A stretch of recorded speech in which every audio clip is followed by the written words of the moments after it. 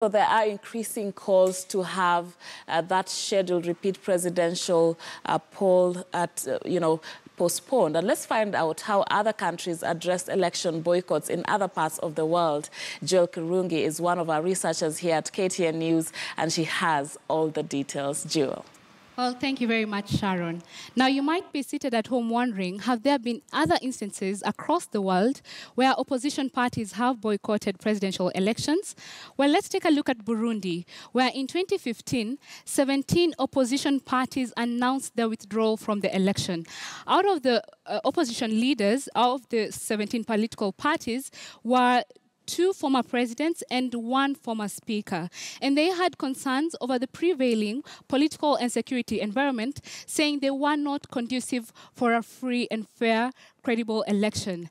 The incumbent president, that's President Pierre Nkurunziza, had announced his bid to run for a 3rd term.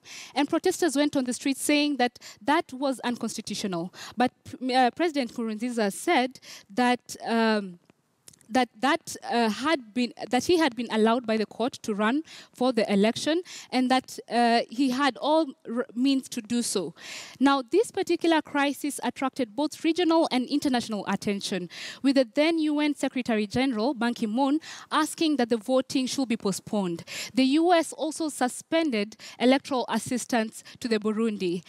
Now, let's move on to another country in Africa still, Ivory Coast, where the split opposition party boycotted the poll. Now, this opposition party was former President Laurent Gbagbo's party, and it was joined by 3 other opposition parties just days to the election who boycotted the poll, saying the poll was already rigged in favor of the incumbent, and that is President Alassane Ouattara. And what they wanted was that voters should stay home and not participate at all. However, they also added that the Electoral Commission was biased, such that members of this commission were friends to the current president.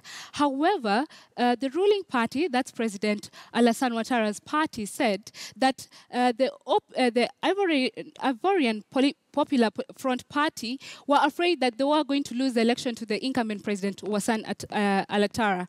They also said that they would prefer if this political party participated, since they had already boycotted legislative and presidential elections since former President Laurent Gbagbo was sent to the ICC on charges of crimes against humanity. Well, the presidential election continued as planned, and President Ouattara won by a landslide, that is 84% of the vote, in a turnout of approximately 55%. Let's cross across the seas and go to Thailand, where Prime Minister Yingluck announced a snap general election in December of 2013 for election to be held in February of 2014. Now, Prime Minister Yingluck's party had registered continuous success since 2001, largely due to its policies, which were said to largely favor the rural poor, who are the majority of the voters. However, the opposition party demanded political reforms, and the opposition party represented both the bureaucrats and the middle class. Now, they called for an interim government to institute reforms before the elections took place. However, the Prime Minister Yingluck said she does agree that the reforms were needed, but they needed to be constituted after the elections, and that a country reforming council should be put in place to oversee these reforms. Well, back to our situation here in Kenya, religious leaders have offered to mediate between NASA and Jubilee, and Kenyans can only hope for a peaceful solution ahead of next week's presidential repeat election. Back to you, Sharon. Well, many thanks.